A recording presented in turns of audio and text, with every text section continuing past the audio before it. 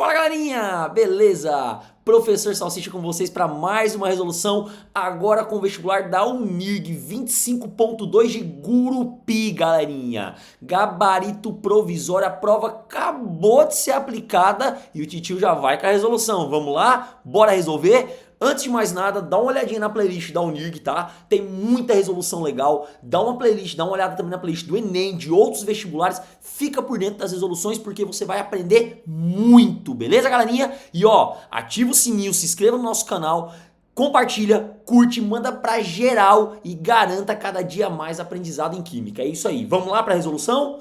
Bora pra resolução. Galera, primeira questão, uma questão de química orgânica, tá, pessoal? Tô resolvendo a prova 1, beleza, galerinha? Fique atento aí com o gabarito. Prova 1 da Unirg de Gurupi. Vamos lá. A primeira questão, ela fala assim, ó. Considere as estruturas químicas dos hormônios indicados a seguir e, a partir delas, analise as afirmações apresentadas. Aí ele deu para nós a progesterona, o estradiol e deu a testosterona. Aí ele fala assim, ó. A progesterona, então vamos lá, questão de afirmativa, bora para afirmativa. A progesterona apresenta dois grupos cetona na sua estrutura, localizados em diferentes posições da molécula. Vamos lá, o que é uma cetona, professor? Então vamos lá. A cetona, crianças, é quando a gente tem uma carbonila secundária, beleza? Deixa eu só melhorar aqui um pouquinho. É quando a gente tem uma carbonila secundária. Prof, o que é uma carbonila secundária? A carbonila secundária é um C+O entre átomos de carbono, beleza? Ok? Então vamos lá na fórmula da minha progesterona, tá? Vou abrir a cadeia aqui, tá aqui a minha progesterona. Observem que a função cetona se apresenta aqui e se apresenta aqui. Ou seja, está correto, tá? Então, realmente, a gente tem dois grupamentos cetônicos em posições diferentes. Verdadeiro, tá, pessoal? Então, a primeira afirmativa já é verdadeiro. Aí vem aquela dica universal que todos os professores te dão. Se a primeira é verdadeira, aliás, opa, agora que eu observem que aí ele não está colocando quais são, e sim quantas são verdadeiras. Legal, gostei dessa questão. Vamos lá então para a segunda. Então uma a gente já sabe que é verdadeira. Se uma é verdadeira, deixa eu ver... Bom, por enquanto não dá para fazer muita coisa. Então vamos lá. Segunda afirmativa. O estradiol tem duas hidroxilas, uma em um carbono alifático, que é um álcool secundário, e outra ligada a um anel aromático, que seria um fenol. Então vamos lá. Vou lá no estradiol e vou procurar minhas duas hidroxilas. Observem que aqui eu tenho a minha hidroxila ligada a um aromático. Então isso significa dizer que é um fenol, correto? E aqui eu tenho a minha hidroxila ligada a um carbono. Deixa eu só diminuir aqui um pouquinho. A um carbono, ó. Observe aqui, ó. A um carbono secundário. O que é um carbono secundário? É um carbono ligado a outros dois carbonos. Estão vendo aqui no verdinho que eu coloquei, ó? Então tá vendo que ele está ligado entre dois carbonos? Então ele é secundário. Se o meu carbono é secundário, se a hidroxila é um álcool ligado a um carbono secundário, portanto é um álcool secundário. Tá bom? Então tá correto, deixa eu só aumentar agora de novo a linha aqui um pouquinho. Então tá correto dizer, opa, aumentei demais. Tá correto dizer que isso daqui é um álcool secundário, beleza? Então, galera, a segunda afirmativa também tá certa.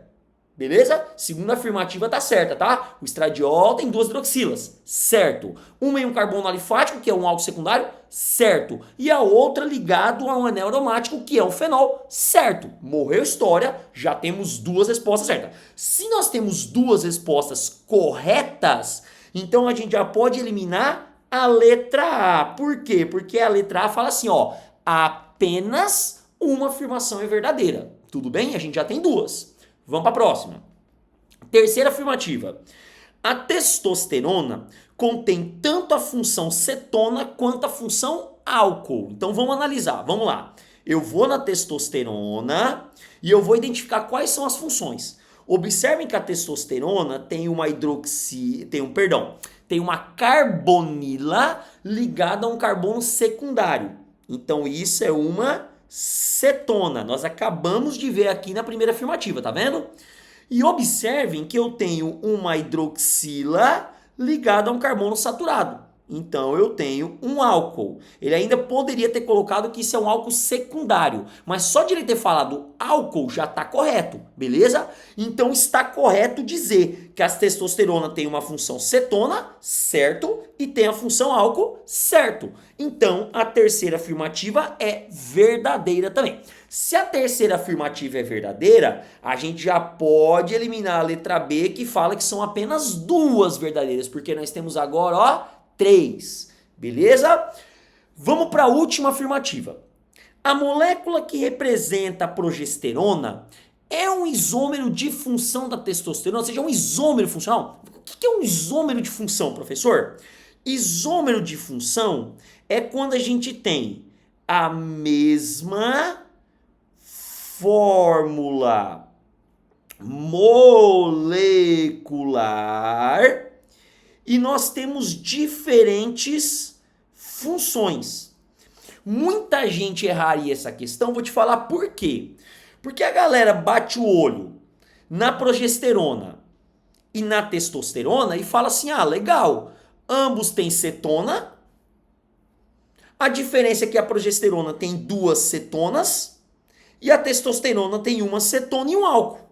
Ah, legal. Beleza, tem função diferente, isomeria de função. Só que antes de mais nada, eu preciso identificar se eles têm a mesma forma molecular, porque para ser considerado um isômero funcional, tem que ter a mesma fórmula. O que é a forma molecular, professor? É aquela que você conta a quantidade de átomos que você tem na cadeia, tá? Então vamos lá. Progesterona. Vamos contar quantos carbonos a gente tem. Eu vou usar o roxinho, porque a cor roxa eu não usei para nada ainda. Então vamos lá, ó. Contando carbono. 1, 2, 3, 4, 5, 6, 7, 8, 9, 10, 11, 12, 13, 14, 15, 16, 17, 18, 19, calma, 20, 21. Não pode esquecer de contar essas extremidades também. Então eu tenho um C21. Se você já quiser ir lá na de baixo e contar carbono, já dá para eliminar. Mas vamos fazer a fórmula completa pensando na galera que está aprendendo a fazer isso ainda. Tá, depois que eu conto carbono, onde cada vérticezinho vai ter um carbono, eu preciso colocar os hidrogênios. Lembrando que o carbono faz quantas ligações, prof? 4. Então o que falta para 4 é hidrogênio. Então vamos colocar os hidrogênios. Eu vou colocar de um jeito mais rápido, tá? Então vamos lá, ó. Aqui eu tenho um hidrogênio, aqui eu tenho 2 hidrogênios, aqui eu tenho 2 hidrogênios, aqui está completo, aqui está completo, aqui está completo, aqui está faltando 2, aqui está faltando 2, tudo bem? Aqui é 3, aqui é 2, aqui é 2, aqui é 3... Deixa eu ver, galera. Aqui tá faltando 1, aqui 2 e aqui 3. Observem, tá, pessoal? Cara, essa parte é chata porque você cega. Entendeu? Isso é pior que menino perto de piscina. Você cega quando você vê que tá dentro da água, tá bom? Então essa cadeia orgânica tem que ter cuidado, porque você conta, de repente você percebe que você contou errado. Então tenha cuidado com isso, tá? Então vamos lá. Eu acredito que eu coloquei hidrogênio em tudo. 1, 2, 3, 4, 5... 6, 7, 8, 9, 10, 11, 12, 13, 14, 15, 16, 17, 18, 19, 20, 21, 22, 23, 24, 25, 26, 27, com mais 3, 30. Será que a gente esqueceu de contar alguma coisa? Eu acho que não. Se eu esqueci, vocês colocam aí no comentário. Mas eu acho que é H30, tá? E 2 oxigênios. Então eu estou falando de um C21, H30O2, que é a fórmula da minha progesterona, beleza? Agora, eu vou lá na testosterona e vou colocar os carbonos. Então, vamos lá. 1, 2, 3, 4, 5, 6, 7, 8, 9, 10. 11, 12, 13, 14, 15, 16, 17, 18, 19. Deixa eu ver. Não tem mais nada aqui não. Então, galera, C19. Ponto. Já tá errado. Por que já tá errado? Só pelo fato da forma molecular ter sido diferente já nos carbonos, já não pode ser isômero de função. Tudo bem? Então já tá errado o item 4. Vamos completar com o hidrogênio e com os demais elementos, só para satisfazer a galera que quer ver a fórmula completa. Então vamos lá. Então, voltando aqui para a testosterona, deixa eu colocar agora os hidrogênios, tá? 1, 2, 3, 4, 5, 2 aqui, 2 aqui, aqui 1, aqui 1. Ali em cima já tá ok, aqui falta 2, aqui falta 2, aqui falta 1, aqui falta 2, aqui falta 2 e aqui falta 1. Bom, eu acho que eu devo ter colocado todos os hidrogênios. De novo, se eu esquecer de qualquer coisa, comenta aí, tá? Se for necessário, eu regravo esse trem de novo pra vocês, não tem problema não. Vamos contar.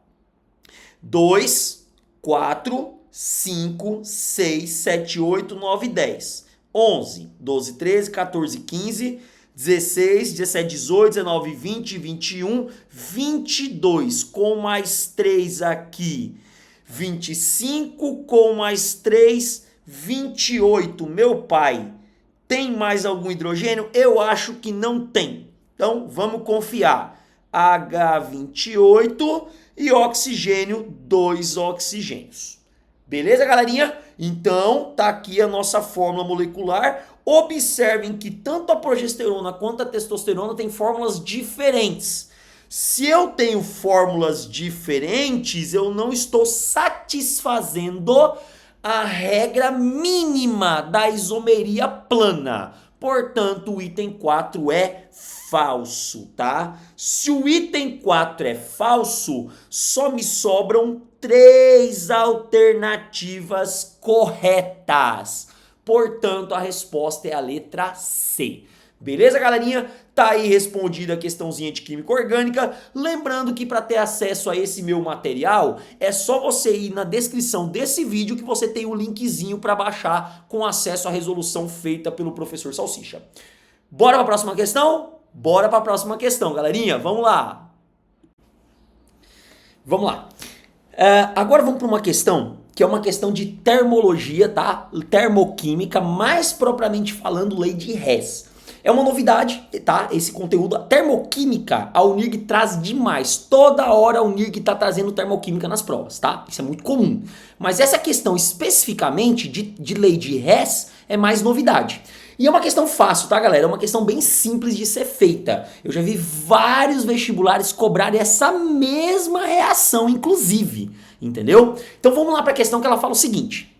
Considerando que um engenheiro químico precise de projetar um reator que fosse capaz de converter carbono grafite em carbono diamante. Então olha só, eu vou pegar grafite e vou transformar ele em diamante. Ok? Então nós temos uma reação química, não temos? Então qual que é a reação que eu tenho aí, professor? Deixa eu só mudar meu pincel aqui. Então eu tenho carbono, grafite sendo convertido em carbono diamante.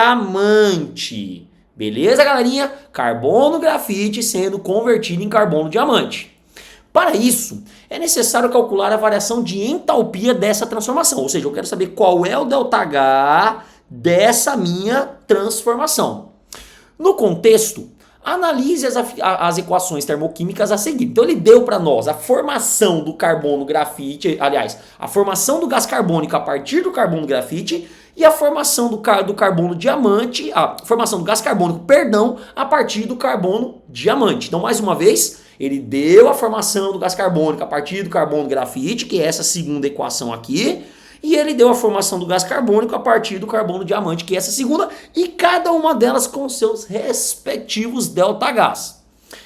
A variação de entalpia referente à conversão de grafite em diamante, que é exatamente o que a gente colocou aqui, corresponde a... Então o que eu vou fazer aqui?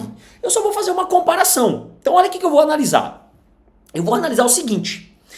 Não vai ser grafite sendo convertido em diamante? Cada 1 mol de carbono grafite produz 1 mol de carbono diamante. É uma reação de 1 para 1. Observem que as duas equações de formação estão 1 para 1 mol. Então eu não preciso multiplicar nada, dividir nada, não preciso fazer nada. O que eu tenho que fazer aqui? O carbono grafite está no reagente. E aqui o carbono grafite também está no reagente. A lei de Hess fala que quando tiver do mesmo lado, permanece o ΔH do mesmo jeito. Agora, observem que para produzir o diamante passa para o lado do produto. Porque eu vou produzir. Deixa eu sair da frente aqui, minha cabeça estava na frente. Então eu tenho que sair, ó. Tá vendo, ó? O diamante está no lado do produto. Se o diamante está no lado do produto, então essa reação está trazendo o diamante do lado do reagente. O que eu tenho que fazer? Eu tenho que inverter. Eu vou ter que inverter essa equação. Só que quando eu inverto a equação, a lei de Hess fala que eu tenho que inverter o ΔH. Ou seja, de negativo vai virar positivo. Pronto! Então eu já entendi que essa segunda equação está ok e que essa primeira aqui deve ser invertida. Mais uma vez, explicando por quê. Grafite, reagente, ok. Diamante, produto, diamante, reagente, o que eu tenho que fazer, prof? Inverter. Lei de Hess. Então, a gente tem que... Calma aí. Eu tenho que mais 396 kJ para cada mol. Eu tive que inverter o sinal. E vou manter a outra 394. E agora é matemática básica. O ΔH da equação final é a soma dos ΔHs. Mais 396 menos 394, sinais opostos, conserva o sinal do maior e faz a subtração. Então vai dar 2 kJ por mol positivo, que no caso é a letra A. Beleza, galerinha? Essa questão é uma questão de lei de Hess, ela não é complicado, é só comparar qual foi o problema dessa questão. Ela não deu essa equação montada, mas ela falou no texto e ela falou no começo da pergunta da questão. Ou seja, ela foi muito clara em falar a equação. Você só tinha que montar e fazer a comparação, que é o que a lei de Hess fala para nós fazermos, tá bom? Então tá aí a resolução dessa questão 32. Espero que vocês tenham entendido. Dá uma olhadinha na lei de Hess, qualquer coisa. Beleza, galerinha? Bora para a próxima questão? Bora para a próxima questão. Vamos lá. A próxima questão ela fala o seguinte. Mais uma vez, gente, mais uma vez a UNIRG batendo na regra do octeto. Gente, é quase questão garantida. Cara, todos os vestibulares de Paraíso e Gurupi falam da regra do octeto. O repertório de questão. E olha que tem muita exceção ainda que a UNIRG não cobrou. Fica a dica. Vamos lá. A teoria do octeto diz que qualquer que seja a natureza da ligação química, seja ela iônica ou covalente, há a necessidade de haver 8 elétrons envolvidos, ou 2, caso a última camada seja K, que é a teoria do duodeto ali que a gente tem, tá? Pensando nessa afirmação, o ácido sulfúrico, que é o H2SO4, é um composto molecular e que faz quantas ligações covalentes? A única coisa que me incomodou um pouco, não vou mentir nessa questão, é porque ficou muito seca essa parte final de pergunta dela, tá? Então ela já chega de ó, repensando nessa afirmação, o ácido sulfúrico é um composto molecular que faz quantas ligações covalentes? Primeira pergunta. Segunda pergunta, quantos pares de elétrons foram compartilhados? Terceira pergunta, e quantos pares não compartilhados existem? Aí ele fala assim, ó, assinale a alternativa que complete corretamente, respectivamente, o número de ligações covalentes, os pares compartilhados e os pares não compartilhados. Então, o que eu vou fazer? Primeira coisa que eu vou fazer é montar a fórmula estrutural ou fórmula de Lewis do meu composto que ele está dando aí, que é o ácido sulfúrico. Então, vamos lá. O que eu vou fazer? Eu vou fazer a distribuição eletrônica de cada elemento. Então, hidrogênio, número atômico 1, enxofre, número atômico 16 e oxigênio, número atômico 8. 1S1, o enxofre, 1S2, 2S2, 2P6, 3S2, 3P4 e o oxigênio, 1S2, 2S2, 2P4. Toda ligação acontece com elétrons da camada de valência. Então, ó, camada de valência, camada de valência, camada de valência. Um elétron na camada de valência, 6 elétrons na camada de valência, 6 elétrons na camada de valência. Certo? O que acontece? Nesse caso, eu vou ver o que falta para 8 para estabilizar. Detalhe que o hidrogênio é o que falta para 2, porque o hidrogênio se estabiliza com 2 elétrons. Então, um elétron para 2, falta uma ligação. 6 para 8, faltam 2 ligações. E 6 para 8, falta 2 ligações. Observe que tanto o enxofre quanto o oxigênio são os que mais fazem ligação. Quem é o átomo central? Quem vai ficar no centro da molécula? É o enxofre. Porque quando a gente tem um quantitativo iguais de ligação, predomina aquele que tem maior número de camadas. Então, no caso, como o enxofre e o oxigênio fazem 2 ligações, os dois, quem tem mais camadas é o enxofre. Então, ele é o átomo central. Então, vamos lá. Então, aqui, enxofre, opa, volta, muda a caneta. Enxofre, aí vamos lá. Como é que funciona? É a parte chata agora. Como é que funciona a estrutura do ácido sulfúrico? Funciona assim.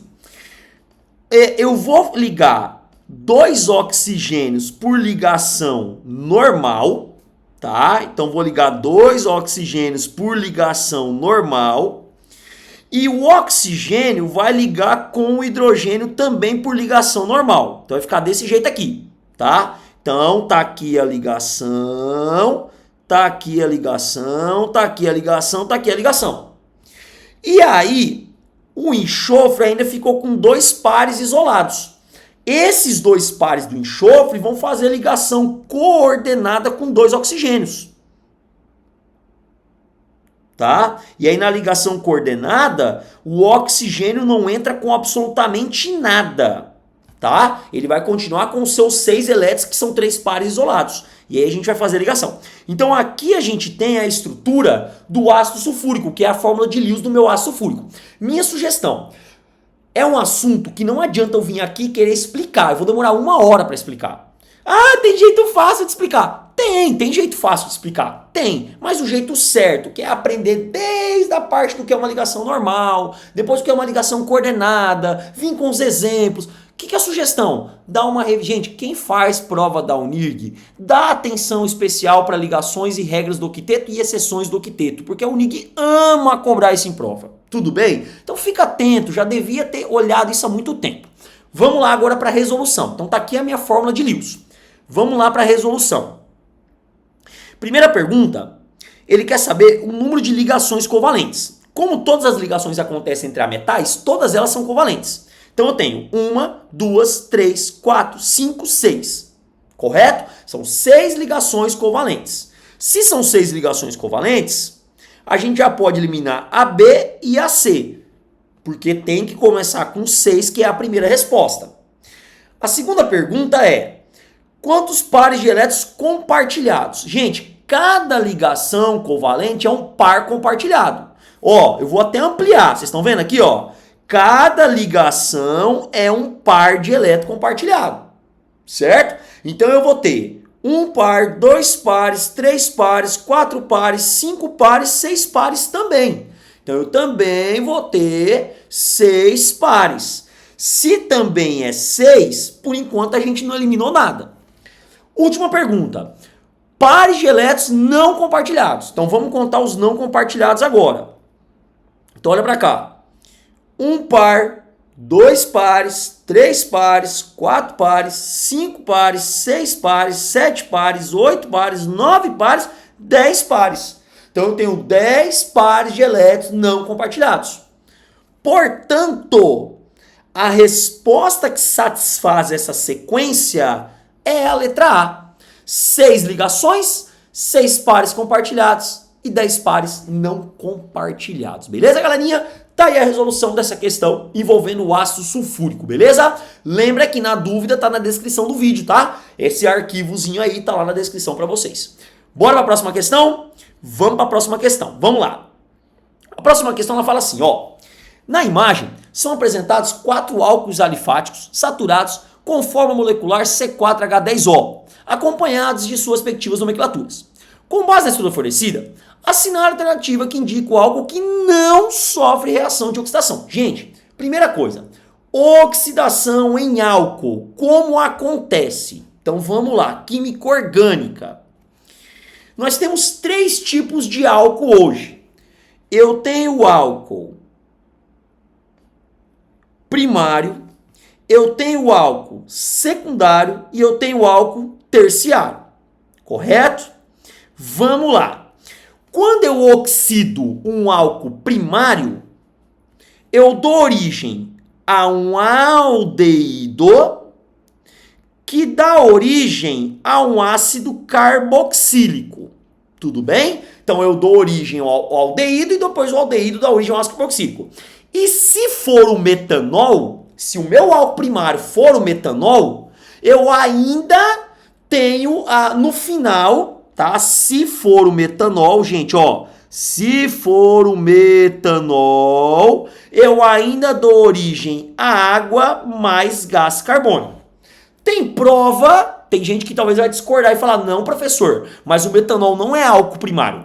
Tem prova que considera que o carbono do metano é primário. Eu já vi isso acontecer. Tem prova que considera, tem prova que não considera. Tem literatura que considera, tem literatura que não considera. Não vou discutir mérito. O que eu vou falar é que, seja álcool primário, seja o metanol, vai dar origem ao aldeído, vai dar origem a ácido carboxílico e o metanol ainda vai dar origem a gás carbônico e água. Ponto. Próxima. Se for um álcool secundário, dá origem a uma cetona. E o álcool terciário, ele não reage, porque não tem o hidrogênio para ser oxidado, tá? Porque a gente precisa do hidrogênio. E um álcool terciário, todos os ligantes do carbono que está ligado à hidroxila também são carbonos. Então não tem o hidrogênio como facilitador da entrada do oxigênio. Portanto, ele não reage. Aí, como ele quer o que não sofre reação, é só procurar o álcool terciário. Então, o butanol é um álcool primário porque está ligado a um carbono primário. O 2-metilpropanol é um álcool primário porque está ligado a um carbono primário. O butan-2-ol é um álcool secundário porque está ligado a um carbono secundário.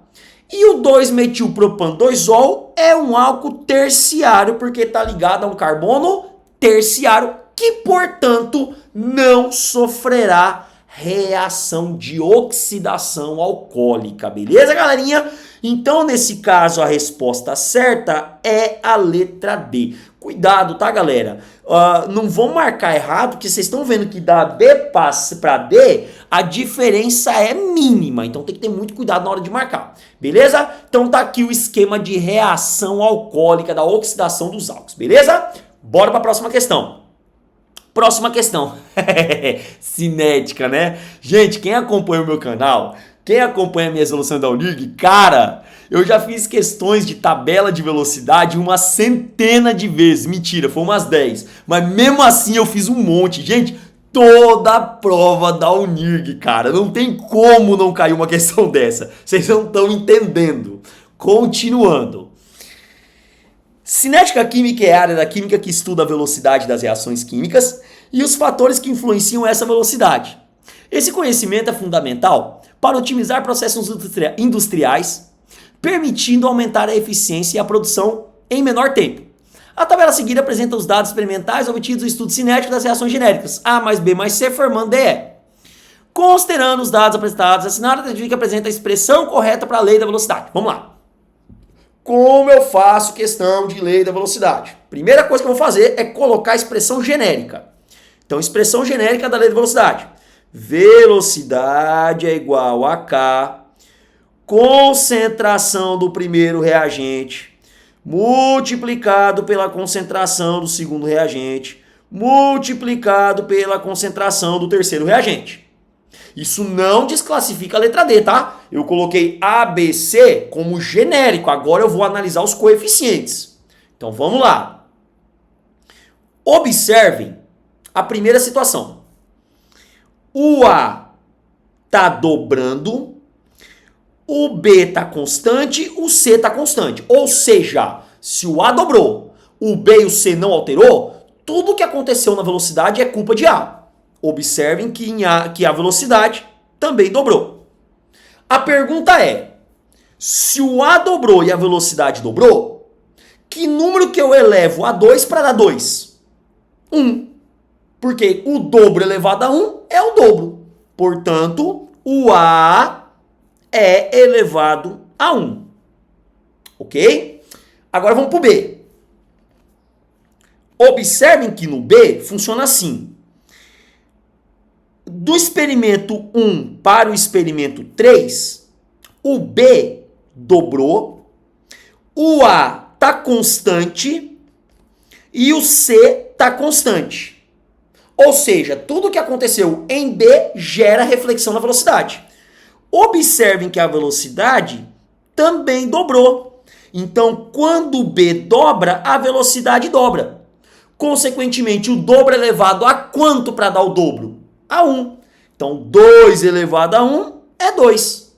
Bateu. Portanto, o B também é elevado a 1.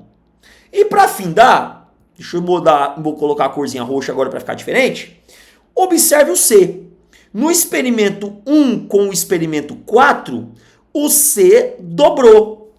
E observem que a velocidade, ela quadruplicou. Gente, cuidado aqui, tá? Ó, só observação bem aqui, ó. Tá vendo, ó? Ele mexeu na notação científica para confundir. Então, só para corrigir aqui, galera, 3,2 vezes 10 elevado a menos 3 é a mesma coisa que 32 vezes 10 elevado a menos 4. E aí sim fica muito mais visível que de 8 para 32 quadruplicou. Agora vem a pergunta que não quer calar. Se o C dobrou e a velocidade quadruplicou, significa dizer que o C é elevado ao quadrado, porque 2 elevado ao quadrado é 4. Então, o C quadruplicou. O C duplicou, tá? Por quê? Porque 2 elevado ao quadrado é 4. Então, o C duplicou, Portanto, a única resposta que satisfaz a resolução é a letra A. Ou seja, o A elevado a 1, o B elevado a 1 e o C elevado a 2. Ok? Então, tá aí a resolução da minha questãozinha de cinética. Beleza, galerinha? Bora para a próxima questão? Bora para a última questão, galerinha. Vamos lá. A última questão é uma questão de estequiometria, tá? Também uma novidadezinha aí nas provas da UNIRG, tá? Tudo que eu falo de novidade, pessoal, é sempre levando em consideração a nova banca, tá? Uma dona de casa decidiu preparar um bolo para agradar a família. Além dos ingredientes que garantem o sabor, ela sabia que seria necessário adicionar fermento químico à massa antes de levá-la ao forno. O principal componente do fermento é o bicarbonato, que ao ser aquecido sofre decomposição formando carbonato de sódio, vapor de água e gás carbônico. As duas últimas substâncias, por estarem em estado gasoso, expandem e criam características de furinhos na massa, fazendo o bolo crescer. Durante um teste, a dona estipulou que seria necessário 0,8 litros de gás carbônico e 0,8 de vapor de água para o crescimento ideal do bolo. Então, a quantidade que eu preciso para o crescimento ideal é 0,8 litros de cada um dos meus gases. Com isso, solicitou ao filho que calculasse a massa de fermento, ou seja, quanto fermento seria necessário. E lembrando que o fermento é formado principalmente de quem? De bicarbonato de sódio, tá? Então ele falou lá no texto, o fermento biológico formado de bicarbonato de sódio. Então, quanto que é a massa de fermento que eu vou precisar? E aí ele deu para mim a fórmula, ele deu para mim a massa do bicarbonato já pronta e calculada e ele deu o volume molar nas condições da questão. Pergunta: com base nas informações, assinale a alternativa que apresenta a massa aproximada do bicarbonato necessário. Então vamos lá. Eu vou pegar a reação e vou montar ela aqui na questão, para facilitar na hora da gente rabiscar. Então, ó, bicarbonato de sódio vai se decompor em carbonato de sódio mais água mais gás carbônico. Correto? Observem que no enunciado da questão, ele falou que ele tem 0,8 de gás carbônico e 0,8 de vapor de água. Ah, e antes de eu entrar na questão, gente, uma informação importante que nem eu tinha me atentado. Agora que eu passei o olho, eu me atentei, ó. Essa equação não está balanceada, então tem que ser balanceada, tá? Então, nesse caso, falta um 2 aqui na frente. Beleza, galerinha? Então, agora, se vocês conferirem, está balanceada. Observem. 2 sódios, ok. 2 hidrogênios, ok. 2 carbonos, um aqui mais um aqui, 2 carbonos, ok. 6 oxigênios, 3 aqui, mais um aqui, mais 2 aqui, 6 oxigênios, ok. Balanceado. Então vamos lá. Voltando para a resolução. Observem que tanto a água quanto o gás carbônico estão em volume. E observem que a pergunta quer que você calcule a massa de fermento. Portanto, o bicarbonato que representa o fermento está em massa, tá? Vamos fazer a linha molar. 2 mols de bicarbonato forma 1 mol de água e 1 mol de gás carbônico. Observem que o gás carbônico e a água estão na mesma proporção, 1 para 1.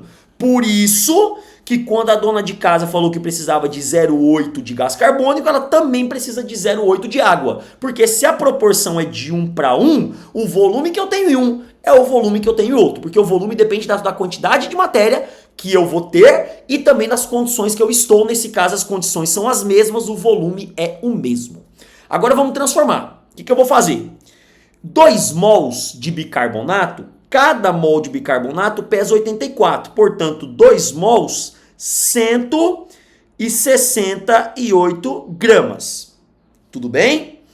1 mol de água, 40 litros. 1 mol de gás carbônico, 40 litros. A partir desse momento, como os dois estão em proporção, o que eu vou fazer?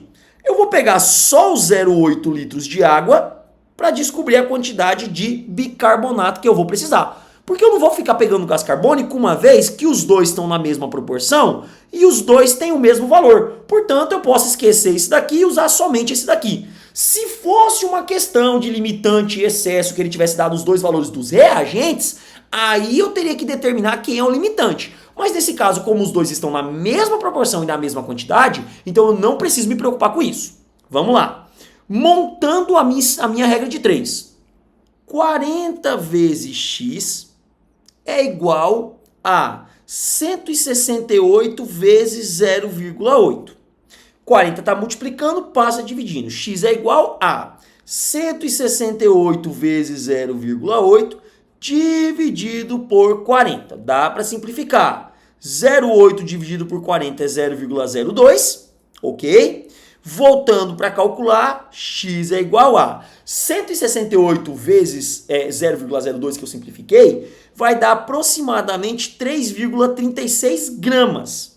Para quem tem dificuldade ali com unidade de medida, ó, vou dar uma dica para vocês. Corta volume com volume, então o x vai ser em gramas.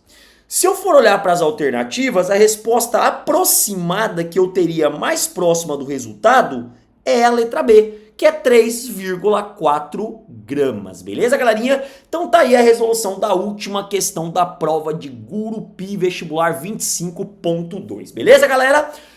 Lembrando que esse arquivo, ele tá lá na descrição, tá? É só baixar. Galera, não esquece, dá aquela curtida, tá? Deixa o seu joinha, ativa o sininho, se inscreva, compartilha pra geral. Isso ajuda demais pra gente conseguir cada vez mais gravar e auxiliar os alunos. Beleza? Um beijão, boa prova e detalhe, não tem o que discutir. Gabarito provisório, na minha concepção, igual ao gabarito definitivo. Então não tem nada o que bater cabeça. Beleza, galerinha? Um beijo pra vocês e até mais. Tchau, tchau.